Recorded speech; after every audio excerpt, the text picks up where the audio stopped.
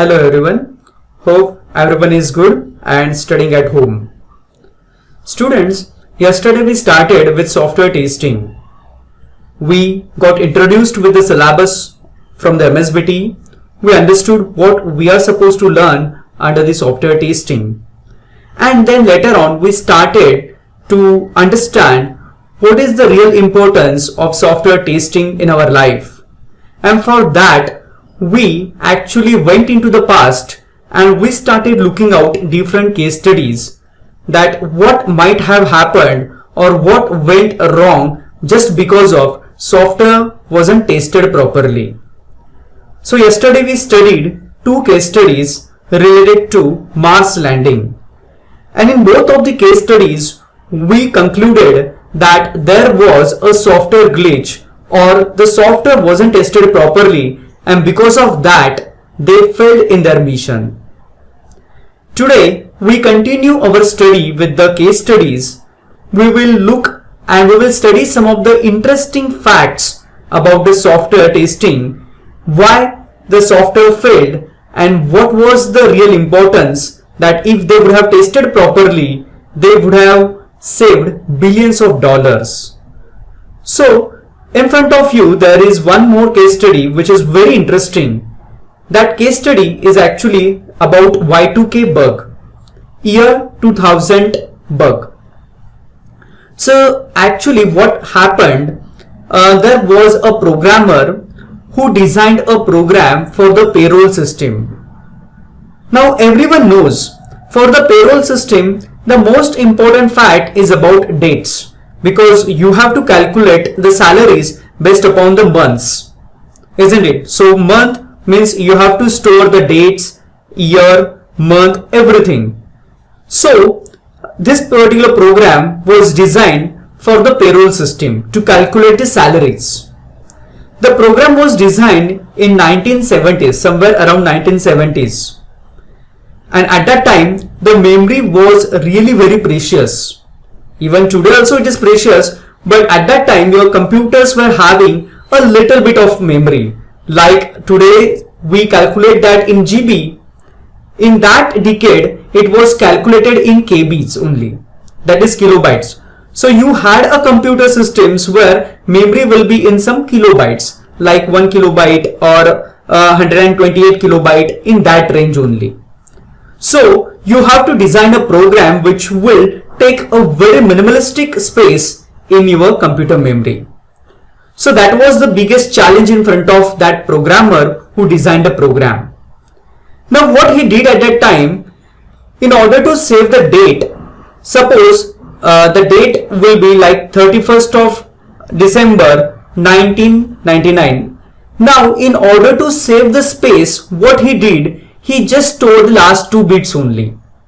Now instead of 1999, he saved only 99. Actually the program was designed in 70s decade, so 1970s. So for that he had to store only 70, not 1970. So actually he could save 2 bytes over there, like 1 and 9. And because of that he could have saved lots of memory.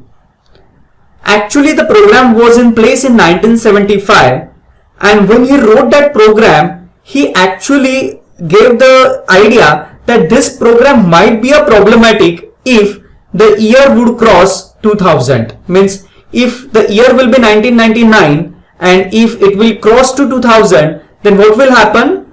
Instead of 99, it will save 00 and all the calculations will run into the negative, isn't it? Because 1999, it should be 2000. But as we were only saving last 2 bytes, that is 99, it will turn around to 00. And all the things which were saved over there in the computer program, it will start calculating in a wrong manner. Because obviously it should go in a positive direction, but now it started going in the negative direction. So after 99, it came 00. So computer system will start confusing and it will do the calculations in the wrong way.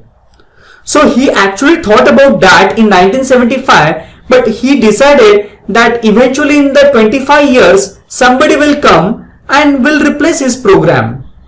Otherwise, memory will be better. As the days and the years will pass on, he will have the better memory. So the next programmer who will actually come afterwards will replace his program and will take upon on this point that he will save the date and year in the complete manner, like 1999.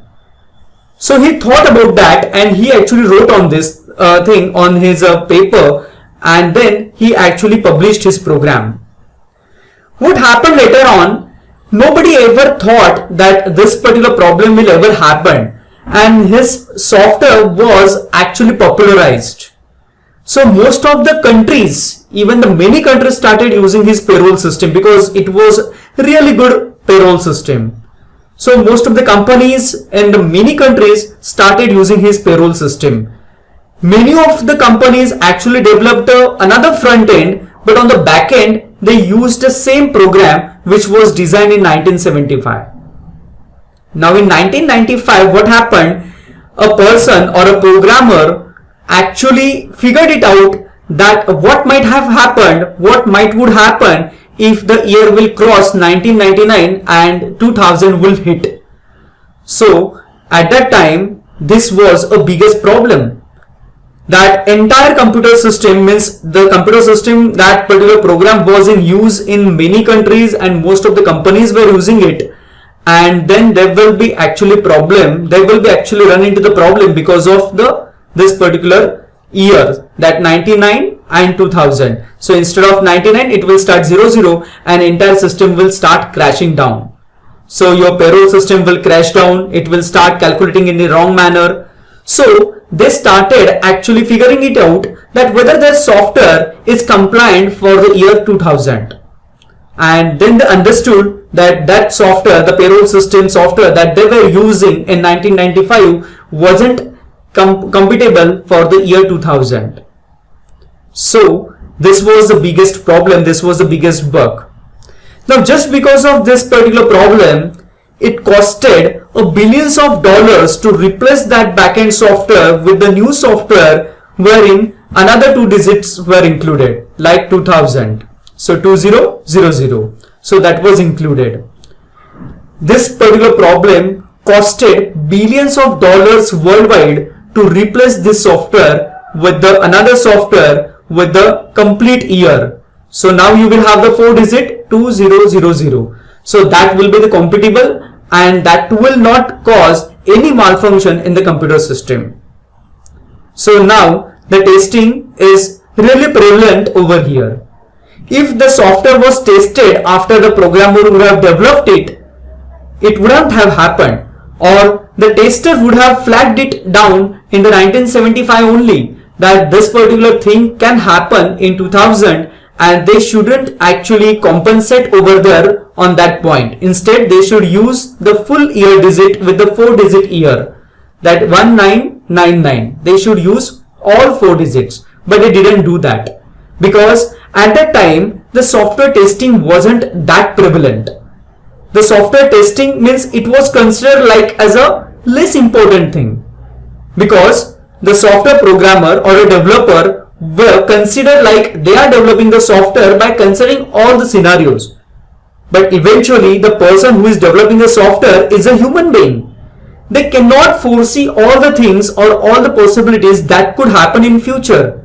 So that's why this was actually era where it was felt that software testing should be an entire new branch and it should be imposed with the different software scenarios. So this is the one case study that we learned today. We'll see another one. Disney Lion King.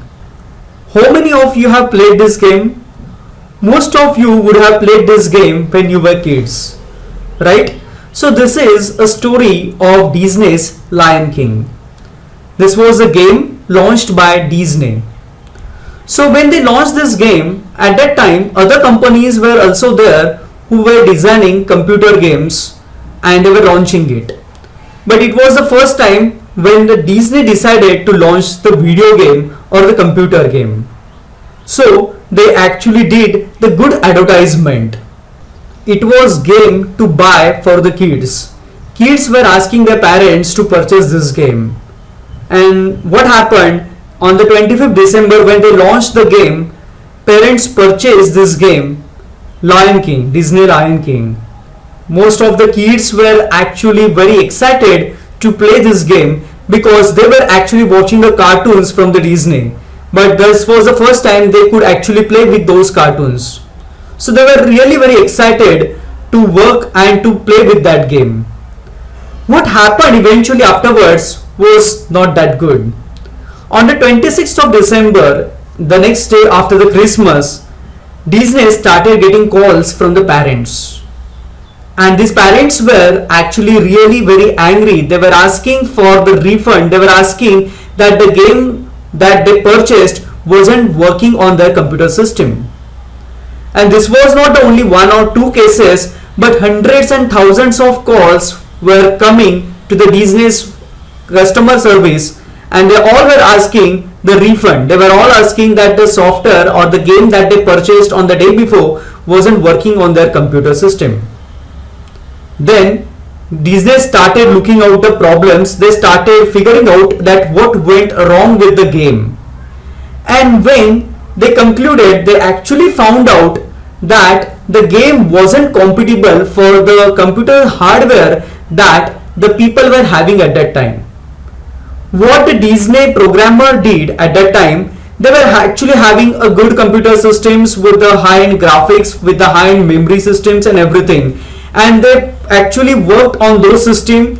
They designed the game on the system, and they worked and they actually tested that game on their system only. And Disney's at that time were having a good computer systems, but they didn't consider that what sort of systems the people would be having at that time, and they failed to test their software. They failed to test their game on the broad categories of the hardware which was available at that time with the people. So eventually they failed in the software testing, and because of that it was the biggest failure from the Disney. Eventually they had to pay for the refund, and even after the paying for the refund, the disappointment from the kids were really very bad for the company's reputation. So here another point came into picture, that the testing of the software was really important before they ever launched it. Had the Disney tested their softwares and even they appointed the dedicated testing team at that time, the one or the two people might have figured it out that they have to test that software on the broad categories of the hardware that was available at that time. But just because of they were not emphasizing on the software testing, importance wasn't given on the software testing, they had to go with the failures. They had to digest that failure. So now you understand that why the software testing is important. This is a story of Intel Pentium processor. Just enter this calculation which is given over here on the screen in your system's calculator. If you get 0 as an answer, then consider your system is bug free, your processor is bug free. But if you get anything else apart from 0, then your system is having a problem, your processor is having a problem. This is called as a floating point error. This problem came into light when one of the scientists was performing very heavy calculation on his Pentium processor. He was expecting 0 as an answer, but the answer came something else. And when he tried it out, he figured it out that the processor was faulty, that processor cannot perform this calculation because of some floating point issues. It will give you some another result. So what he did, he posted his result on the internet in the 1995. This is a story of 1995 or 1996. So he posted that story on the internet. Immediately after that, many of the people who were using the same Intel Pentium processor, they tried that calculation on their systems, and they also understood that there was a problem with this calculation. The answer wasn't 0, but it was something else. So the story doesn't end over here. it wasn't the problem with this particular bug, but the way Intel handled that bug was really dubious. They couldn't handle that problem properly. So what happened afterwards, Intel got to know that there was an internet news that this particular calculation doesn't give the proper result, where the result should be 0, the result is something else. So what it did, people actually who were using that processor started asking for the replacement. They were asking for that, they were using the wrong chip over there, so they wanted to have the replacement and Intel should replace the faulty chip with the new chip. But Intel didn't do that. Actually, this problem was known problem for the Intel. This is where I wanted to take your attention. The Intel didn't handle that problem properly. So what happened? Intel was knowing that problem. When Intel was manufacturing this chip, the testing team who was deployed for the testing, they actually wrote there that this problem was there, that if they will calculate something like this, the floating point error would occur and they will get the wrong answer. But what they did, they assumed that this was very intensive calculation, and as it was very intensive calculation, most of the people who would use their software wouldn't get affected. They didn't write about that bug in their documentation, and they released that Intel Pentium processor on a mass scale. So millions of users started using their processor. But when that news came into the internet, people started asking for the replacement. And when the people started asking for the replacement, Intel played another role. What Intel said in the public statement, that this is very intensive calculation, and most of the users who are using this processor would not need that sort of intensive calculation on their system. However, if customer can prove that this calculation, this sorts of intensive calculation is required and they have been affected because of this bug, then we will replace it free of cost. But people were feeling that they have been cheated by the Intel. Though the Intel was knowing that problem, the Intel didn't tell that problem beforehand, and now when that problem came into the light, now Intel is asking that prove that you are been affected because of this error, because of this bug, and then we will replace it. So later on, thousands and millions of people who were using that processor coming into the internet, they started flooding about their articles, they started posting their comments that Intel is not a right company, so from next time onwards you will start purchasing the processor from other companies, and so on. They started posting the negative comments on the Intel website, and because of that Intel finally had to agree to replace all the faulty chips. They replaced all the faulty chips without asking for any reason. That single bug costed them $400 million at that time to replace all the faulty chips. So from then onwards, Intel is posting all known bugs on their websites, and from there on they are closely monitoring the feedback from the customer. Even though a single customer is posting a negative comment or giving any bug or posting any bug, they will take it very seriously and they will handle it properly. So this was a lesson for the Intel, and this is not a only lesson for the Intel, but this is a lesson for every software industry and hardware industry to learn, that if the customer is given with the buggy product, customer will be dissatisfied, and the next onwards customer will change their focus on the another company. So the reputation of the company will go down if the faulty product is delivered to the customer. Recently, you might have heard about the news of Boeing 737 MAX 8 aircraft crashing. It was an Ethiopian Airlines crash. Initially, Boeing denied. Initially, Boeing said that this was not a problem with their flight, but this was a problem with the pilot who was cruising on that flight. But the same incident happened again with the other airlines also. So finally, when the investigation started, they understood that the problem was with that flight itself. It was not a fault of that pilot who was cruising on that flight, but it was a fault in the mechanism only. That error or that bug itself costed billions of dollars to Boeing. Now most of these flights, 737 MAX, Boeing MAX 8 aircraft, specific series was MAX 8 series, that all the aircrafts are now grounded.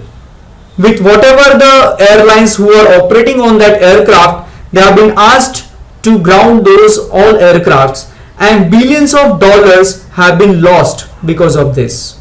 And forget about the reputation. The reputation of Boeing is almost at the stake because of this.